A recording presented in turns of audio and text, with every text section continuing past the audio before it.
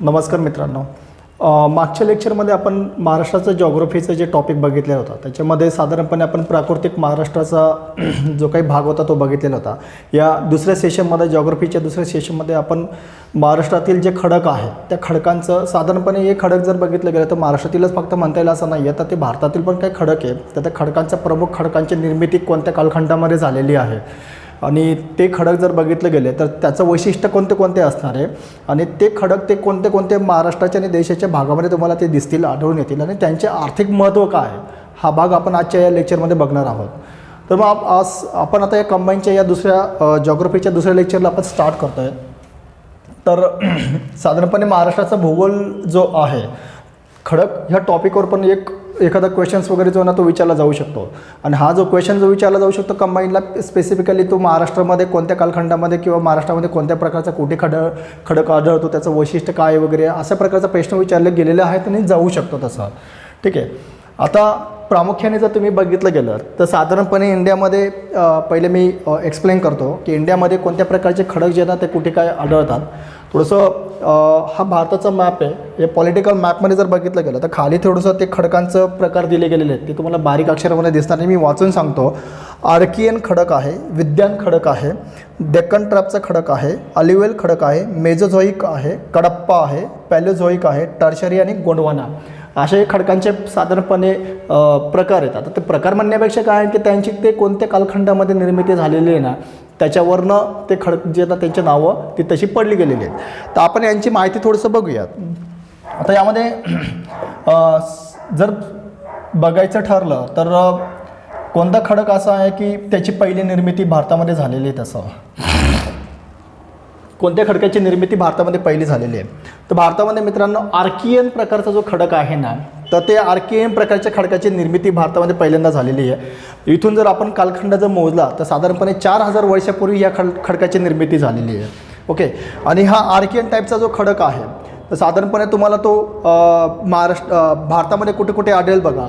तर पूर्व किनारपट्टी जो आहे बघा, भारताचा पूर्वेकडील भाग इथून, ठीक आहे, त्याच्यानंतर हा पूर्व किनारपट्टीचा भाग काही जर सोडला गेला, ठीक आहे, तर हा भाग तुम्हाला आर्कियन टाईपचा खडक जो आहे, ठीक आहे, हा आर्कियन टाईपचा खडक जो आहे ना तो तुम्हाला इथं दिसून येईल तसा. ओके. ठीक आहे. सो भारताच्या ह्या भागामध्ये आर्कियन टाईपचा खडक आहे आणि हा देशातला सर्वाधिक अतिप्राचीन समजला जाणारा हा खडक आहे. आणि याची निर्मिती जर बघितली गेली तर ही निर्मिती आहे ती साधारणपणे ज्याला आपण म्हणतो 4 अब्ज वर्षापूर्वी याची निर्मिती झालेली आहे. प्रश्न जर विचारला तर लक्षात ठेवायचं आहे की भारतामध्ये सर्वाधिक अतिप्राचीन खडक आहे तो प्राचीन खडक कोणता आहे आणि या खडकाची निर्मिती जर बघितलं गेले तर ही जीवाश्माची निष्पत्ती होण्याच्याही आधीपासूनचा खडक आहे हा. ओके. सो ते एक लक्षात ठेवा. तर दुसऱ्या प्रकारचा जो खडक आहे ना तो कोणत्या भागामध्ये तुम्हाला सापडेल बघा. दुसऱ्या प्रकारचा खडक आहे तो विद्यान खडक आहे. आणि विद्यान खडक जर बघितलं गेलं तर भारतामध्ये साधारणपणे अरावली पर्वतापासून तर गंगेचा मैदानाचा जो काही भाग तुम्हाला तो दिसतोय या आकाराचा, तर इथं तुम्हाला एवढ्या भागामध्ये तो अरावली पर्वत विद्यान जो आहे, ओके, विद्यान खडक तुम्हाला इथं दिसेल. मी पुन्हा क्लीन करून वेगळ्या रंगामध्ये तुम्हाला ते इंडिकेट करतो. ठीक आहे. हा जो भाग आहे बघा,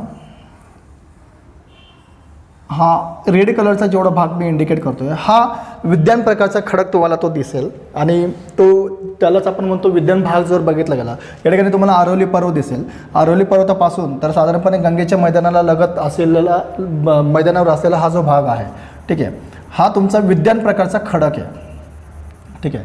आणि हा विद्यान प्रकारचा खडक जर बघितला गेला साधारणपणे इथून मागे कालखंड जर आपण बघितला 2 ते 2.5 अब्ज वर्षापूर्वी याची निर्मिती झाली आहे. आलं लक्षात. 2 ते 2.5 अब्जपूर्वी याची निर्मिती झालेली हा दुसऱ्या प्रकारचा खडक आहे.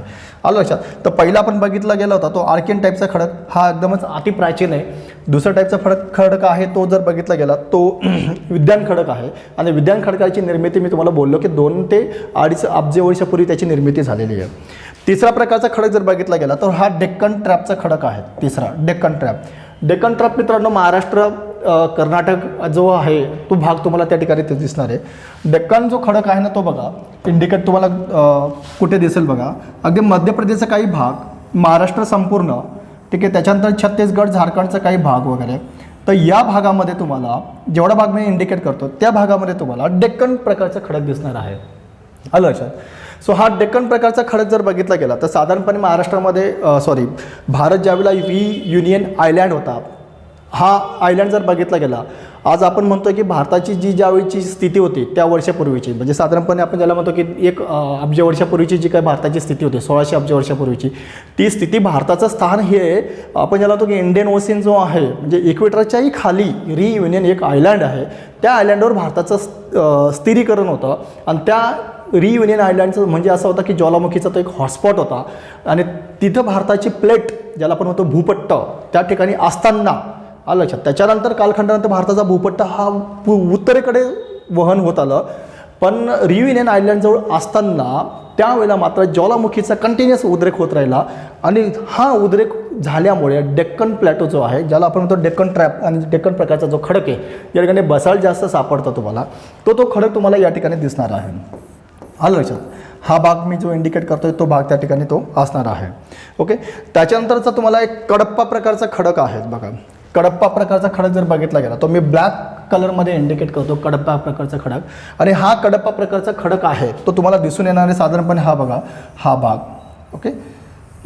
एवढ्या भागामध्ये तुम्हाला कडप्पा दिसून येणार आणि राजस्थानचा काही भाग वगैरे हा पार्ट तुम्हाला काही कडप्पा दिसतो. जिथे तो ब्लॅक डार्क दिसतोय हा कडप्पा प्रकारचा खडक आहे त्याचा. ओके. त्याच्यानंतरचं गोंडवाना प्रकारचा खडक आहे. ओके.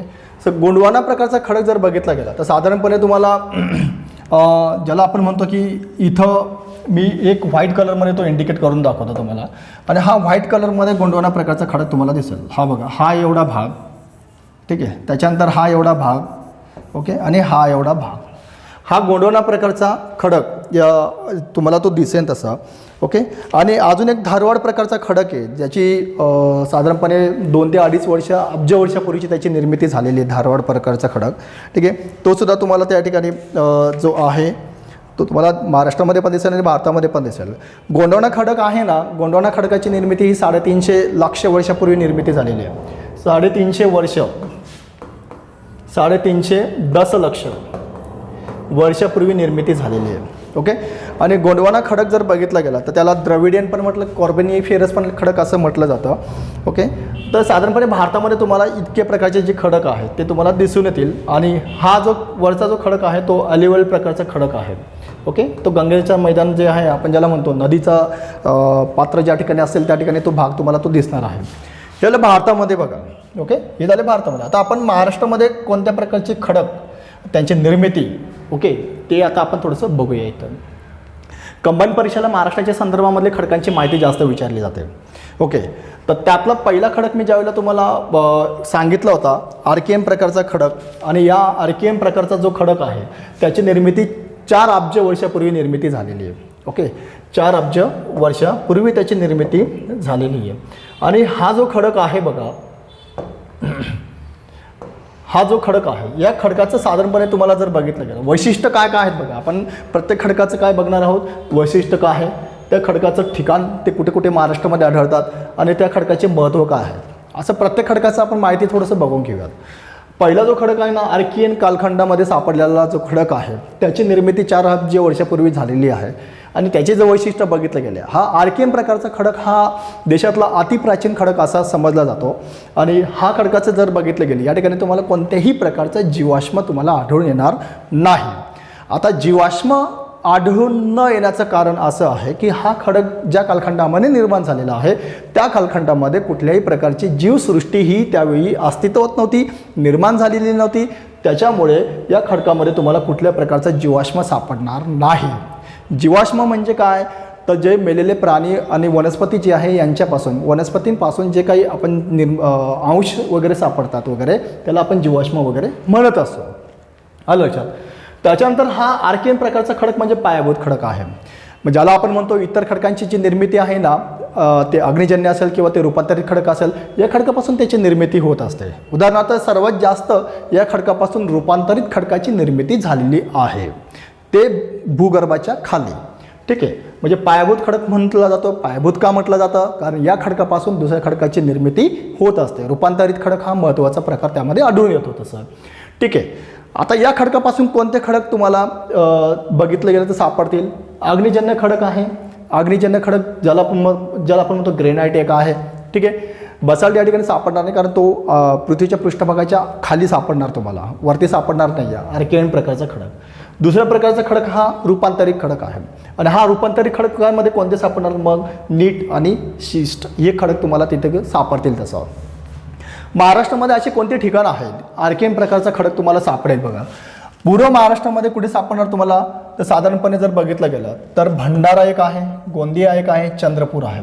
ओके, या ठिकाणी तुम्ही जर भाग बघितला गेला, ओके, गोंदिया या ठिकाणी गोंडवाना, ठीक आहे, सॉरी गोंदिया, ठीक आहे, भंडारा आणि आपण ज्याला म्हणतो की चंद्रपूर वगैरे या भागामध्ये, सॉरी चंद्रपूरमध्ये तुम्हाला हा भाग तुम्हाला इथं दिसेल. ओके, मराठवाड्यामध्ये सुद्धा हा खडक आर्कियन प्रकारचा सापडतो आणि मराठवाड्यामध्ये फक्त एकच ठिकाण आहे, ते म्हणजे नांदेडमध्ये. ओके, ते फक्त तुम्हाला नांदेडमध्ये सापडेल तसं. आणि कोकणामध्ये सिंधुदुर्ग या ठिकाणी हा खडक आढळून येणार आहे. ठीक आहे, कोकणामध्ये सिंधुदुर्ग या ठिकाणी तो खडक तुम्हाला आढळून येणार आहे. या खडकाचे महत्त्व काय बघा, आर्कियन प्रकारचा खडक जर बघितला गेला त्याच्यामध्ये तुम्हाला धातू पण सापडतील. धातू कोणते आहेत? मग लोह आणि मॅग्नीज हे विशेष धातू त्या ठिकाणी सापडतील. त्याच्यानंतर त्याच्यामध्ये खनिज पण सापडतात. खनिज जर बघितलं गेलं तर कोरंडम, झिंक, शिशे आणि तांबे. तर या प्रकारचे महत्त्व, आर्थिक महत्त्व या आर्कियन प्रकारच्या खडकाला आहे तसं. ठीक आहे, तर हा झाला आर्कियन प्रकारची माहिती. तर परीक्षेच्या दृष्टिकोनातून काय इम्पॉर्टंट आहे? हे दोन वैशिष्ट्य फार इम्पॉर्टंट आहे, ज्याला आपण म्हणू शकतो की भारतातला ज्या खडकांपैकी पुढीलपैकी कोणत्या खडकांपैकी अतिप्राचीन खडक आहे किंवा पायाभूत खडक कोणत्या खडकाला म्हटलं जातं. ठीक आहे, किंवा ज्याला आपण म्हणतो की त्याचे ठिकाण विचारलं जाऊ शकतं. महाराष्ट्रामध्ये आर्कियन प्रकारचा खडक हा कुठे कुठे आढळून येतो, तर हे तुम्ही थोडंसं लक्षात ठेवा. आणि खडकांची माहिती लक्षात ठेवण्यासाठी शक्यतो तुम्ही मॅपचा वापर करा, कारण मॅपवरनं तुम्हाला ते लक्षात जास्त राहू शकतं तसं. ठीक आहे, आणि आर्थिक महत्त्व पण विचारलं जाण्याची शक्यता असू शकते. त्याच्यानंतरचा पुढचा खडक आहे तो धारवाड कालखंडातला खडक. धारवाड कालखंड ज्यावेळेला खडकाची निर्मिती झालेली आहे, त्या खडकाची निर्मिती जी झालेली आहे ती 2 ते 2.5 अब्ज वर्षापूर्वीची निर्मिती झालेली आहे. आणि या खडकाचं वैशिष्ट्य जर बघितलं गेलं, साधारणपणे काय काय वैशिष्ट्य बघा या खडकाचं. धारवाड प्रकारचा खडक अतिशय महत्त्वाचा आहे. याच्यावर प्रश्न जो आहे ना तो विचारला जातो आणि अतिशय महत्त्वाचा खडक त्याच्यामध्ये बघा, साधारणपणे वैशिष्ट्यांमध्ये जर बघितलं गेलं तर धारवाडमध्ये सर्व खडक यामध्ये आढळतील. म्हणजे तुम्हाला तिन्ही प्रकारचे खडक जे आपण ज्याला म्हणतो, अग्निजन्य खडक असेल, रूपांतरित खडक असेल, ठीक आहे, आणि स्तरित खडक असेल, हे तिन्ही प्रकारचे खडक या गोंडवाना कालखंडामध्ये तुम्हाला सापडतील. आणि त्याची निर्मिती त्यावेळेला ती झालेली आहे तसं. आणि यापैकी पण पहिला जो खडक आहे तो स्तरित रूपांतरित जे आहे, ठीक आहे, स्तरितचे रूपांतरित खडकामध्ये झालेलं आहे तसं. ओके, स्तरित खडक आहे ना त्याचं रूपांतर झालेलं आहे आणि त्या खडकाची निर्मिती त्या ठिकाणी तुम्हाला तो दिसेल. ठीक आहे, त्याच्यानंतर भारतामध्ये कोलार खान जी आहे ना, कोलार खानमध्ये जे काही सोनं वगैरे आढळतं बघा, धारवाड कालखंडातला सापडलेला तो एक साठा तिथं आहे. त्याची निर्मिती त्याच कालखंडामध्ये झालेली आहे असं समजलं जातं. ठीक आहे, धातू कोणते कोणते आढळतात बघा, तर लोह आहे, मॅग्नीज आहे, ठीक आहे, सोने आहे आणि झिंक आहे. इतके धातू त्या ठिकाणी तुम्हाला आढळतील. आणि हा जो धारवाड खडक आहे तो महाराष्ट्रामध्ये कुठे आढळतो? अतिशय महत्त्वाचा पॉईंट आहे. तर भंडारा, चंद्रपूर आणि सिंधुदुर्ग या ठिकाणी हा खडक जो आहे तो तुम्हाला सापडेल तसं.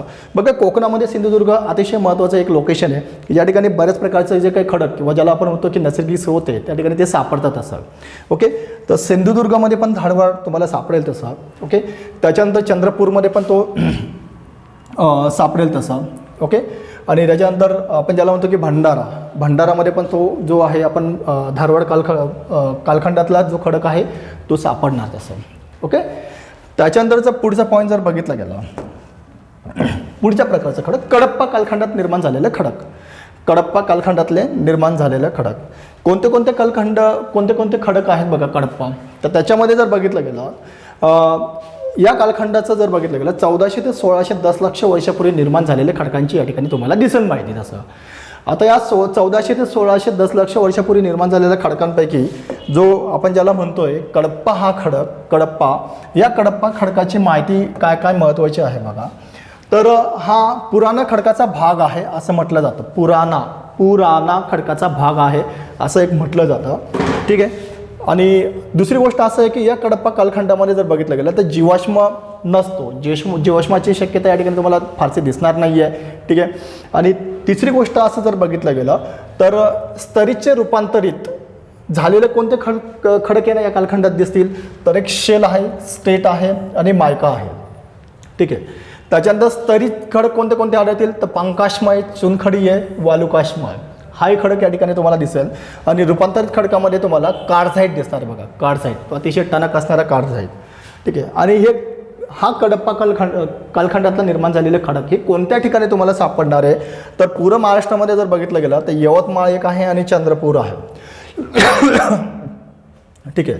यवतमाळ आणि चंद्रपूर आहे, या दोन ठिकाणी तुम्हाला तो सापडणार आहे. तसं बघा दक्षिणमध्ये कोल्हापूर या ठिकाणी सापडेल तुम्हाला कडप्पा प्रकारचा खडक. आणि हा अतिशय महत्त्वाचा पॉईंट आहे की कोल्हापूरला कोणत्या प्रकारचा खडक सापडतो, तर त्याला आपण म्हणू शकतो की कडप्पा प्रकारचा कालखंडातला निर्माण झालेला जो खडक आहे तो कोल्हापूर या ठिकाणी तुम्हाला सापडेल. तसं पश्चिम भागामध्ये सिंधुदुर्ग या ठिकाणी सापडेल. तसं आता बघा सिंधुदुर्ग फार अतिशय महत्त्वाचं आहे.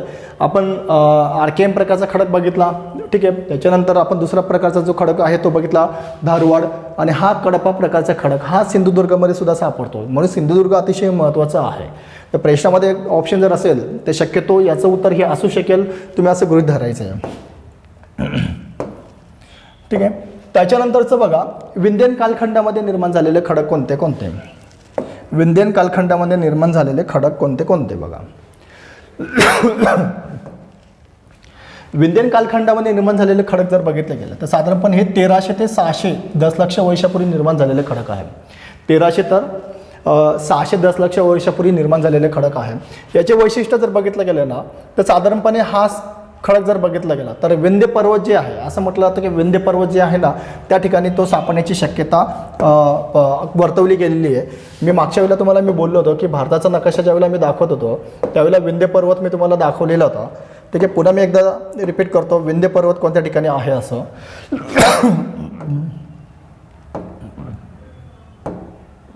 ठीक आहे. तर विंध्य पर्वत जर बघितला गेला तर साधारणपणे या भागामध्ये तुम्हाला दिसणार आहे तसं.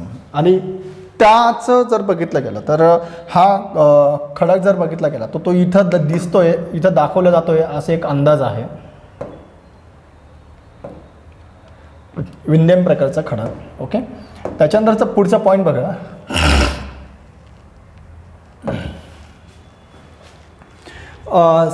तो प्रामुख्याने कुठे बघा, कुठून कुठपर्यंत तो पसरलेला आहे. राजस्थानमधला इथं थोडंसं हे झालेलं आहे, राजस्थानमधलं चित्तोडगड जे आहे तिथून तर बिहारमधलं सासराम इथपर्यंत हा खडक तुम्हाला दिसून येईल. लक्षात ठेवा, पुन्हा मी रिपीट करतो, चित्तोडगड जे ना राजस्थानमधलं तिथून तर सासराम बिहारमधला इथपर्यंत हा जो विंध्यन कालखंडामध्ये निर्माण झालेला खडक आहे तो तुम्हाला दिसून येईल तसं. ओके. आणि प्रामुख्याने इथं यामध्ये लाल वालुकाश्म खडक आढळतो बरं का. लाल रंगाचं जे काही वालुकाश्म खडक जे आहे ना तो या ठिकाणी बेसिकली तुम्हाला जास्त आढळेल इथं. ठीक आहे. बेसिकली ज्या काही हिऱ्याच्या खाणी ना त्याच ठिकाणी त्यावेळेला ते निर्माण झालेले आहेत. ठीक आहे. हिऱ्याच्या खाणी कोणत्या, पन्ना आणि गोवळकोंडा. विंध्यन रेंज ना त्या ठिकाणी तुम्हाला तो दिसेल तसं. ठीक आहे. पन्ना आणि गोवळकोंडा ह्या हिऱ्याच्या खाणी आहे त्यावेळेला ते तिथं दिसणार तुम्हाला. महाराष्ट्रामध्ये कोणत्या ठिकाणी जो आहे विंध्यन प्रकारचा खडक आहे तो दिसणार आहे, तर चंद्रपूर या ठिकाणी बघा. ओके. सो चंद्रपूर या ठिकाणी तुम्हाला विंध्यन प्रकारचा जो खडक आहे तो दिसून येईल तसं. ओके. आणि महत्त्व काय आहे तर इमारत बांधकामसाठी या खडकाची वापर जो आहे ना तो बेसिकली केला जातो इमारत बांधकामसाठी. ठीक आहे. सो विंध्यन खडकं पण एक खूप महत्त्वाचं आहे, त्याच्याविषयी पण माहिती जे ना आधी विचारली गेलेली आहे. तर तुम्ही थोडंसं लक्षात ठेवायचं आहे की तो विंध्य पर्वत जे आहे ना तर तिथे सापडणार आहे. राजस्थानपासून तर बिहारचा जो काही भाग आहे सासराम तिथपर्यंत तुम्हाला तो आढळून येईल. त्याच्याने प्रामुख्याने कोणता खडक आढळतो तर तो वालुकाश्म, लाल वालुकाश्म हा खडक आढळतो.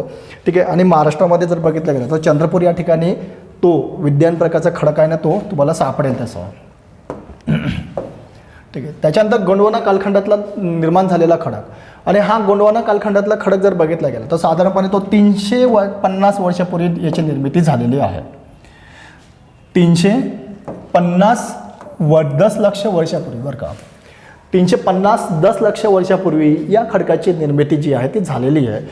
आता या खडकाच्या बाबतीमध्ये काय महत्त्वाची माहिती बघा, तर साधारणपणे याचे वैशिष्ट्य जर बघितलं गेलं तर याला कार्बोनिफेरस आणि द्रविडियन खडक असंही म्हटलं जातं. तर प्रश्न विचारला जाऊ शकतो पुढीलपैकी कोणत्या खडकाला कार्बोनिफेरस किंवा द्रविडियन खडक असं म्हटलं जातं. आलं लक्षात. तर लक्षात ठेवायचं आहे तर गोंडवाना जो खडक आहे कालखंडामध्ये निर्माण झालेला खडक तो आहे म्हणजे कोणता कार्बोनिफेरस आणि द्रविडियन प्रकारचा खडक. पुढची गोष्ट याच्यामध्ये दगडी कोळसा हा 98% सापडतो. Very very important fact. 98% तुम्हाला दगडी कोळसा जो नाही याच ठिकाणी तुम्हाला याच कालखंडामध्ये निर्माण झालेला आहे आणि तो तुम्हाला सापडणार आहे. म्हणून महाराष्ट्रामध्ये बघा पूर्व जो महाराष्ट्र आहे ना, नागपूर, चंद्रपूर, अमरावती, यवतमाळ या ठिकाणी तुम्हाला दगडी कोळशाचं प्रमाण जे ना जास्त सापडणार कारण तो गोंडवाना कालखंडात निर्माण झालेला खडक आहे तसं.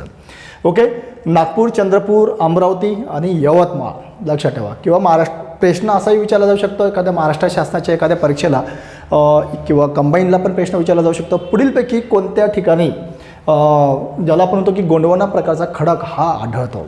आलं लक्षात. तर नागपूर, चंद्रपूर आपल्याला माहिती आहे किंवा दगडी कोळशाच्या बाबतीमध्ये आहे म्हणून ते आपल्याला माहितीच आहे. पण बेसिकली अमरावती आणि यवतमाळ हे सुद्धा 2 भाग आहेत, 2 ठिकाणं आहे की त्या ठिकाणी तुम्हाला गोंडवाना प्रकारचा खडक तो आहे ना सापडेल. तसं काय महत्त्व आहे याचं, तर याच्यामध्ये सर्वाधिक जर बघितलं गेलं तर अति उच्च प्रतीचा जो बिटुमिनस खडक आहे आलं लक्षात कोळसा, तर तो बिटुमिनस प्रकारचा कोळसा आहे ना तो तुम्हाला इथं सापडणार आहे तसं. ओके, पण पॉईंट असा आहे हा उच्च प्रतीचा जरी असेल पण याच्यामध्ये कोकिंग जर बघितलं गेलं तर कोकिंगचं प्रमाण जर आहे ना ते फार कमी आहे. ओके, कोकिंग खोलची प्रमाण जर बघितलं गेलं ते फार कमी आहे. त्याच्यामुळे याची उपयुक्तता जी आहे ना ती वेगळ्या प्रमाणामध्ये असू शकते त्याचं. त्यामुळे लक्षात ठेवायचं की गोंडवाना कालखंडामध्ये साधारणपणे ही माहिती इम्पॉर्टंट आहे. कार्बोनिफेरस आणि द्रविडियन खडक याला म्हटलं जातं. व्हेरी व्हेरी इम्पॉर्टंट फॅक्ट म्हणजे कोणती आहे तर 98% दगडी कोळसा या कालखंडामध्ये निर्माण झालेला असं ते म्हटलं जातं. ठीक आहे, नागपूर, चंद्रपूर, अमरावती, यवतमाळ या ठिकाणी तो सापडणार आहे. ठीक आहे, बिटुमिनस प्रकारचा जो काही खडक आहे तो उच्च प्रतीचा आहे पण कोकिंग जे आहे त्याला आपण म्हणतो की ते त्या कोकिंग कोल हे त्याचं प्रमाण कमी या खडकामध्ये आढळून येतं.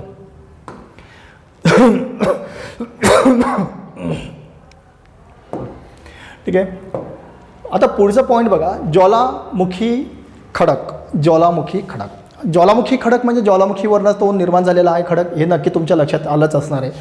आता हा ज्वालामुखीचा जो खडक आहे का वैशिष्ट्य बघा, ज्वालामुखीचा जो खडक आहे तर इम्पॉर्टंट फॅक्ट असं आहे की हा खडक जर बघितला गेला तो आर्यन प्रणालीचा भाग आहे असं म्हटलं जातं. आर्यन प्रणालीचा भाग आहे असं म्हटलं जातं. ठीक आहे, क्रेटासियस प्रणाली आहे प्रणालीमध्ये निर्माण झालेला आहे म्हणजे क्रेटासियस जो काय कालखंड आपण ज्याला म्हणतो त्यावेळेला तो त्याची निर्माण झालेल्या ज्वालामुखी खडकाचा. ठीक आहे, असंही ते म्हटलं जातं. जसं मी तुम्हाला सुरुवातीलाच बोललो होतो की भारताचं जे आता भूपट्ट आहे ते ज्यावेळेला रियुनियन जो काय आयलँड आहे बेट, ठीक आहे, ते बेट हे इंडियन ओशनच्या खाली आहे म्हणजे जे आपण विषुववृत्त जे म्हणतो 0 डिग्रीला त्याच्याही खाली त्यावेळेला भारताचं अस्तित्व होतं. आलं लक्षात. मग त्यावेळेला मात्र कंटिन्युअस जर बघितलं गेलं ज्वालामुखी जर होत होत्या तर ज्वालामुखी होता होता त्यावेळेला भारताचा सदर्न काही जो काही पार्ट आहे दक्षिणेकडील म्हणजे ज्याला आपण म्हणतो महाराष्ट्र, कर्नाटका वगैरे, डेक्कन जे काय म्हणतो आपण डेक्कन ट्रॅप वगैरे, तर त्या ठिकाणी त्यावेळेला मात्र ज्वालामुखीचे कंटिन्युअस होत असताना तर त्यावेळेला तो ज्वालामुखीचा उद्रेक हा साधारणपणे असं म्हटलं जातं की 29 वेळा झालेला आहे आणि त्याच्यातून साधारणपणे ज्वालामुखीपासून जो खडक तयार झालेला आहे महाराष्ट्रामध्ये म्हणजे डेक्कनचं पठार हे त्यापासून तयार झालेलं आहे असं ते म्हटलं जातं. जसं संशोधनातून ते निष्पन्न झालेलं आहे तसं. म्हणून आपल्याकडे बघा तर हा जो काही कालखंड आहे म्हणजे या कालखंडामध्ये किंवा ज्वालामुखीपासून तयार झालेला जो बेसिकली जो खडक आहे तो पृष्ठभागावर तुम्हाला बेसाल्ट दिसणार आहे आणि पृष्ठभागाच्या खाली तो ग्रेनाइट तयार होतो. आलं लक्षात. तर बेसाल्ट तुम्हाला वरती जास्त तो दिसणार आहे. ओके, सो तो एक पॉईंट यामध्ये लक्षात ठेवायचा आहे. आणि साधारणपणे महाराष्ट्रामध्ये जर बघितलं गेलं म्हणजे संपूर्ण देशामध्ये 80% हा ज्वालामुखीपासून तयार झालेला जो खडक आहे तो महाराष्ट्र, गुजरात, कर्नाटक, मध्य प्रदेश या भागामध्ये तुम्हाला तो दिसेल. मग मी असं म्हणेन की हा जो भाग आहे त्यालाच आपण तो डेक्कनचा पठार जे आहे आलं लक्षात त्या भागामध्ये तुम्हाला तो जास्त दिसणार आहे. ओके, ज्वालामुखीचा खडक कुठे जास्त आढळेल तर लक्षात ठेवा महाराष्ट्र, गुजरात, कर्नाटक आणि मध्य प्रदेश या भागामध्ये तुम्हाला जास्त दिसणार आहे. याचं महत्त्व काय आहे, बसाल्ट खडकाचं बांधकामासाठी वापरला जातो. बसाल्ट खडकाचं महत्त्व काय आहे, बांधकामासाठी तो वापरला जातो. ही एक फॅक्ट यामध्ये लक्षात ठेवायची आहे. पुढचा पॉईंट बघा, जलजन्य खडक. जलजन्य म्हणजे काय, जलपासून निर्माण झालेलं म्हणजे पाण्यामध्ये निर्माण झालेले खडक कोणते आलं लक्षात, जलजन्य. ओके, आता साधारणपणे हा जो खडक जर बघितला गेला तर तो आहे सेनेझाईक युगामध्ये तयार झालेला खडक आहे. सेनेझाईक जलजन्य खडकाची निर्मिती कधी झालेली आहे? सेनेझाईक जो काही युग आहे, कालखंड आहे, त्या कालखंडामध्ये याची निर्मिती झालेली आहे. ठीक आहे. हिमालयाची निर्मिती जी आहे ज्यावेळेला झाली गेली त्याच्यानंतर मात्र जलजन्य खडक आहे त्याची निर्माण झालेली आहे. मग तुम्ही म्हणाल की असं का? त्याचं कारण आहे की पहिले हिमालय निर्माण झाला आणि हिमालयातून नद्यांची निर्मिती झाली आणि त्या नद्यांचं ज्या भागात वाहन आलेलं आहे त्या भागामध्ये तुम्हाला, म्हणजे मी असं म्हणेन की नदीच्या बाह्य कारखान्यांपासून, नदींपासून निर्माण झालेला खडक आहे, नदीच्या पाण्याच्या पुरवठ्यापासून. आलं लक्षात? म्हणजे नदी आणि हिमनदी यांच्या बाह्य, आणि हे काय झालं, बाह्यकारक झाले. बाह्य म्हणजे काय? पृथ्वीच्या पृष्ठभागाच्या बाहेरील जे काही घटक आहेत त्या घटकांमुळे निर्माण झालेला आहे. आलं लक्षात? नदीच्या वनातून किंवा नदीच्या हिमनदीमधून जे काही पाणी वाहून येतं हिमालय निर्माण झाल्यानंतर, आणि त्या ठिकाणी जिथे जिथं नदी वाहते त्या ठिकाणी तुम्हाला हा जलजन्य खडक जो आहे तो तुम्हाला आढळून येईल. तसं मग हे ठिकाण कुठे बघा, महाराष्ट्रामध्ये गोदावरी आहे. ओके, महाराष्ट्रामध्ये काय आहे? गोदावरीमध्ये. ठीक आहे. वर्धा, त्याच्यानंतर जर बघितलं गेलं वैनगंगा एक नदी आहे. ठीक आहे. तापी नदी, भीमा आणि कृष्णा या नदीमध्ये, म्हणजे असं लक्षात घ्या एक लॉजिक, जिथे जिथं नद्या आहेत ना तिथे जलजन्य खडक तुम्हाला ते आढळेल तसं. ओके.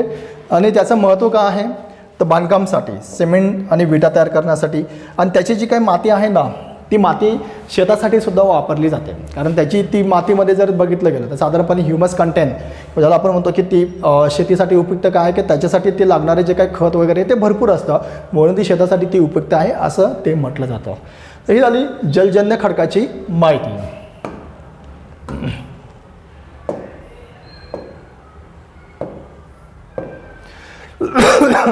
ओके. तर आपल्या या कंबाईनच्या आत्ता आपण जो काही जी काही माहिती बघितली ना ते खडकांची माहिती ही पुरेशी आहे. पुढच्या लेक्चर्समध्ये जे काही पुढचे पॉईंट्स आहेत ते टाकले जातील, तसं त्याच्यावर लेक्चर घेतले जातील. आता कंबाईनची जी काही बॅच आहे 2023साठी हे आपण चालू करतो आहे, आणि या कंबाईनच्या बॅचसाठी खूप लिमिटेड सीट्ससाठी एक ॲडमिशन्स अवेलेबल आहे. जे कोणी इंटरेस्टेड असेल ते ॲडमिशन घेऊ शकतात. असं